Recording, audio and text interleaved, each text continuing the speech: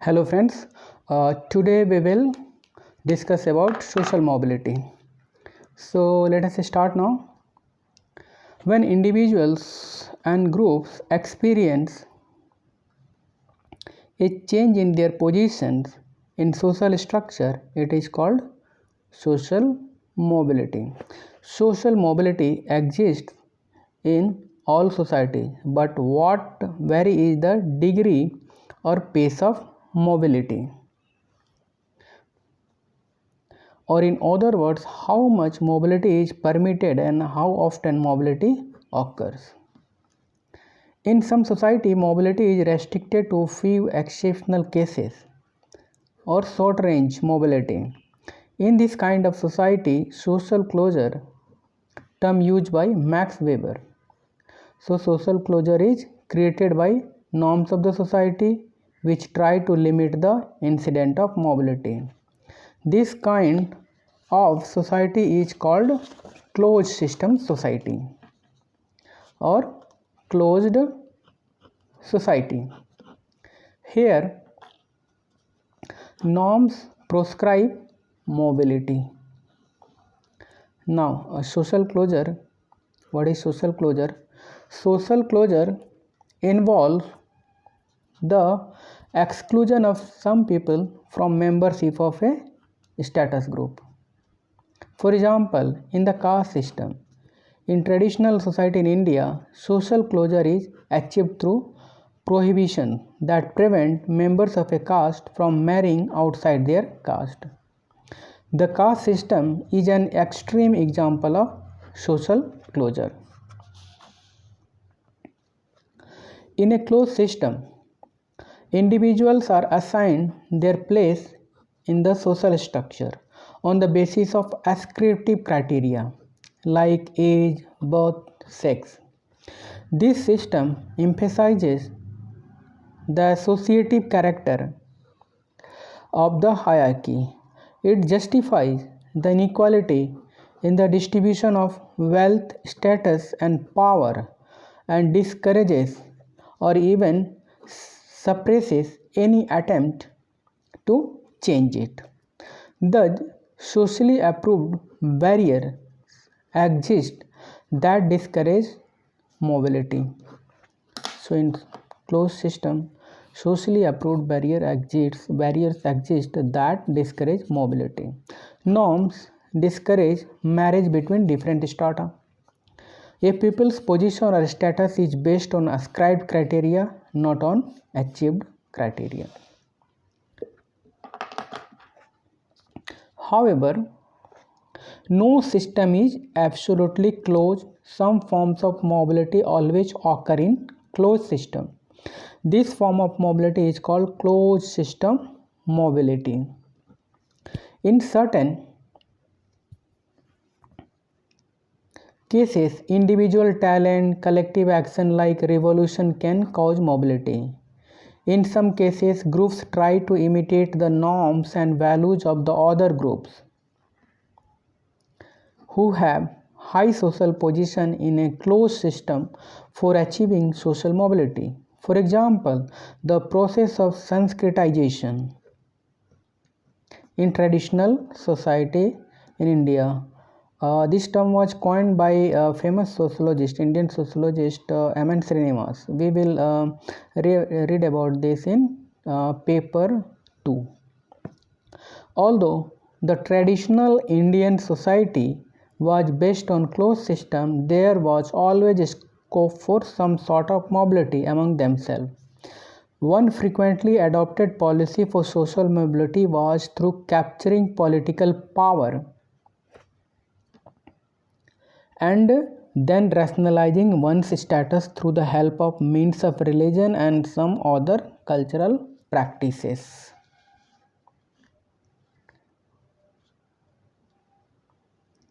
Now, in case of open system mobility,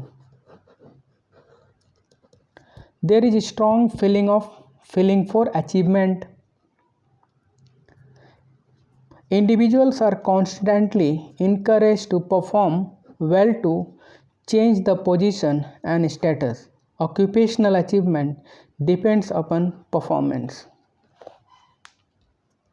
Individuals are assigned to different positions in the social structure on the basis of their merit or achievement.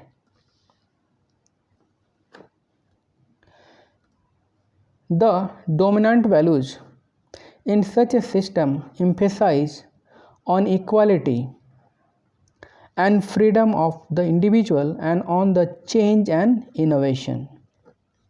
Industrialization and urbanization are the contributing factors for open system mobility.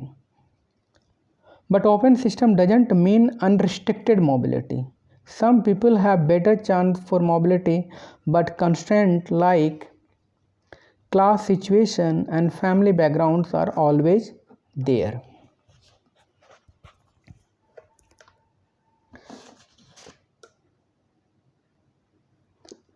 Almost all societies in the world have changed from closed system mobility towards open system mobility, except some few exceptions. This process of change was accompanied by the society changing from pre-industrial to industrial form. In earliest hunting and gathering society, mobility was high, but when the society entered settled agricultural phase, due to creation of surplus values, rigid stratification system was created. But the occupational hierarchy was simple with limited opportunity. Due to this, the society became more rigid and closed. In case of industrial society, the society changed from limited opportunity in occupational hierarchy towards large opportunity in the upper strata of the society. With the growth of economic sector, a corresponding growth in service sector was witnessed. The growth of service sector and industrial opportunities demanded higher skills and better educated workforce. However, it was observed that women in upper strata have low rate of fertility. Thus, people from different level, class position got an opportunity to enter in market of skill job or occupation. The creation of large scale workforce also demanded mass education. Thus, the mass education and industrialization were the two most important factors for transforming a closed system to open system. Now, types of mobility.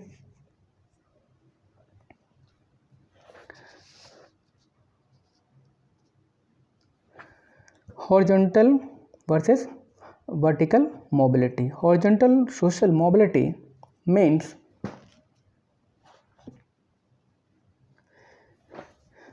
movement by individual or group from one position to another which doesn't involve a shift into a higher or lower stratum. For example, when a rural laborer migrates to the city, he becomes an industrial worker.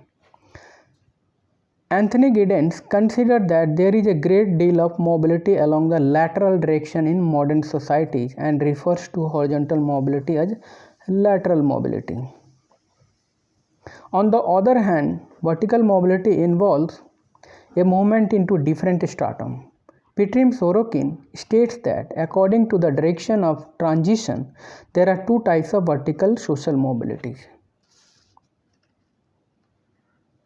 ascending and descending, or social climbing and social sinking respectively.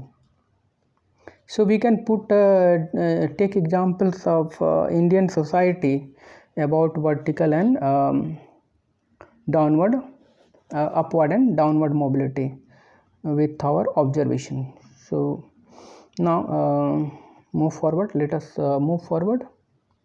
Giddens call those who gain in property, income or status as upwardly mobile, while those who move in the opposite direction as downwardly mobile.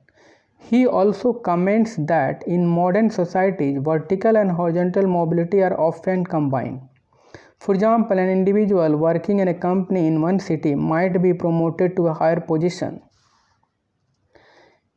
in a branch of the firm located in another town, or even in a different country. In fact, mobility is being considered as a factor of promotion in modern societies. Now, intragenerational and intergenerational mobility. Mobility taking place in personal terms within the life span of the same person is called intragenerational.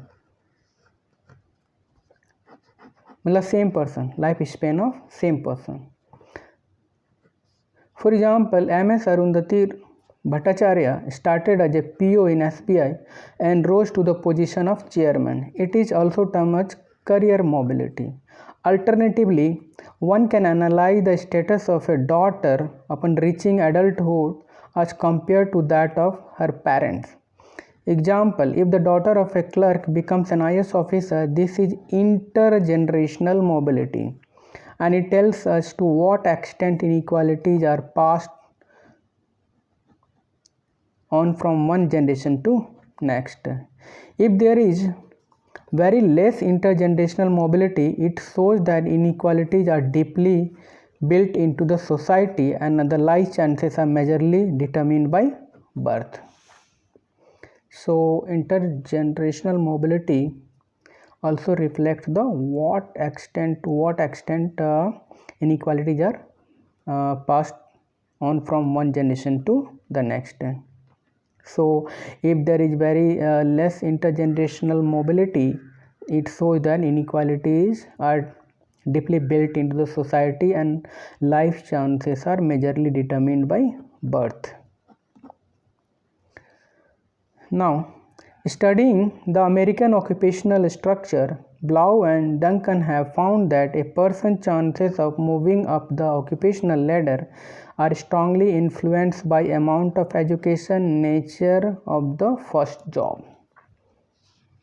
Now, another type of mobility is absolute versus relative mobility. Absolute mobility is the actual change in position that occurs where as relative mobility is judged in comparison to others. So term itself explains. Now structural and circular mobility. Structural mobility is the mobility of people who are already part of the occupational structure. By virtue of change in technology, skills, education policy, such people become socially mobilized. On the other hand, there are people who are outside the social structure. When such people enter into occupation, it refers to as circulation mobility. So we can ignore these aspects. Ignore, skip, no need to mention. Now, sponsored and contested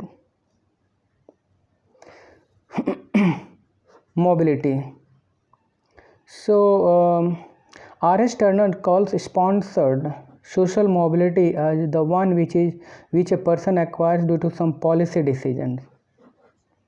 Like for example, government of India decides some policy, then according to which when some social mobility occurs, so we can count under sponsored mobility. For example, policy of reservation is known as sponsored social mobility. On the other hand, contested mobility is the one based on open competition. Now, structural mobility. Structural mobility is a kind of vertical mobility. It refers to mobility which is brought about by change in stratification hierarchy itself. It is a vertical movement of a specific group, class or occupation related to others in the stratification system. It is a type of forced mobility, for it takes place because of the structural changes and not because of individual attempts. For example, technology or labor market changes may lead to the rise or decline of an occupational group within the social hierarchy. Cotton mill workers in India saw a decline in their social position after the mass shutdown of mills and increasing use of synthetic fibers. An influx of immigrants may also alter class alignment, especially if the new arrivals are disproportionately high skilled or unskilled. Now, sources and causes of mobility.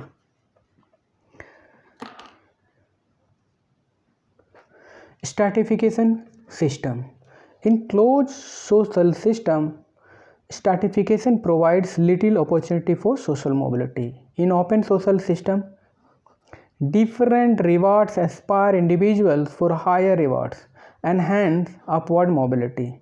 Lack of inspiration leads to status quo or downward mobility. Individual talent, it differs from society to society, also causes social mobility. Education, very vital factor. The equitable access and affordability of modern secular education helps all sections of society to get mobilized. It encourages the individual talent and motivation.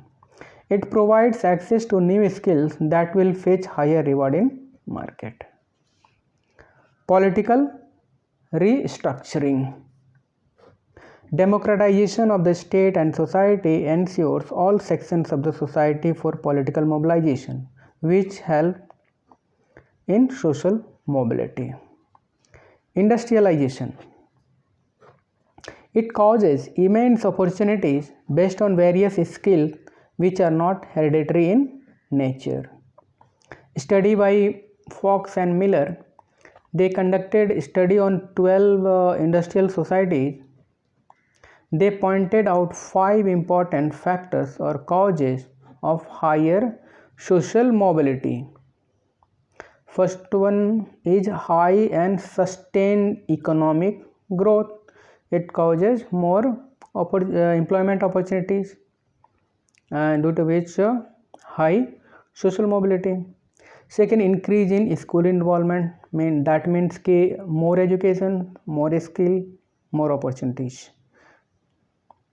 High achievement motivation, that means high motivations means high effort, more hard work, then more opportunity and more growth.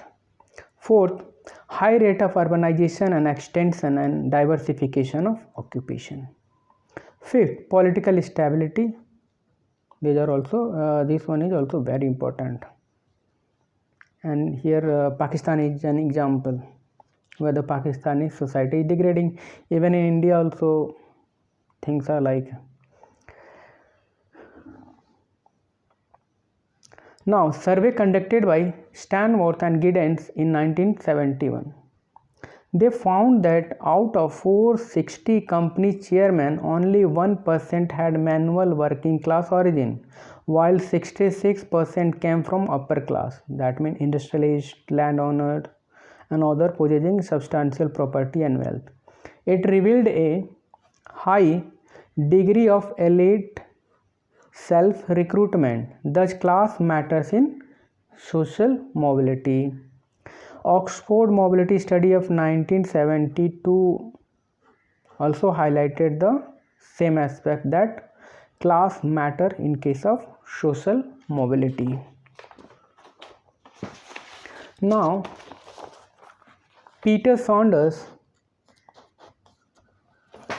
longitudinal study. What he did, let us study now. He studied same sample over a long period of time. Here you see almost 33 years.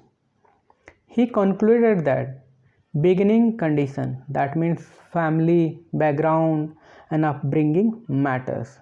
Merit and class positions are linked together for social mobility. We can link in Indian middle class families are also emphasizing too much on education, because for higher social mobility we can link that. We have to put examples. Ralph Dahrendorf, what he has argued that in modern Western society there are considerable opportunities for individual achievement. Therefore, there is less need for people to join together as member of a social class in order to improve their situation. Now, subjective factors. What are subjective factors? Aspirations, motivation of people, degree of exclusivity. Merton writes about the importance of the reference group in determining social behavior. He states that an individual who seeks to be mobile has as a reference group a non-members group rather than his own group and goes for anticipatory socialization. We have covered all these aspects in Merton chapter. Now, consequences of mobility. Positive consequences. Mobility brings development and rationalization in social life. Second, mobility also acts as a safety valve, as pointed out by Ralph Dahrendorf, that there would be no revolution in society if there will be adequate opportunity for social mobility. Third positive consequence is mobility leads to homogenization of culture, cultural exchange, tolerance, etc. That means society will be more inclusive and more rationalized. At the individual level, social mobility provides reward, prestige, and work satisfaction. Mobility helps the globalization process. It encourages free flow of human resources, knowledge, and creativity, etc. Now, what are the negative consequences? High level of social mobility leads to wild, infinite aspirations. In a bid to achieve rapid mobility, people get involved in financial fraud, cheating, and other types of crime. Second, extreme social mobility also hampers morality in public life. Regard for democratic norms, ethics of society is compromised. We can put example, Indian society also, rise of corruptions, crime can be directly linked to the aspirations, high aspirations. According to the Noam Chomsky, immorality has become value in highly mobile society.